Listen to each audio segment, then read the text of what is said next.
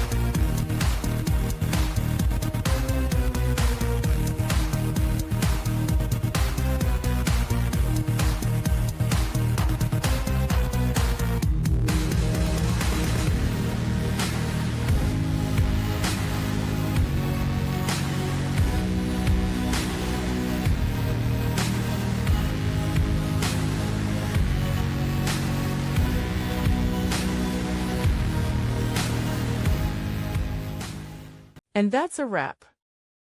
I hope you found the answer you were looking for.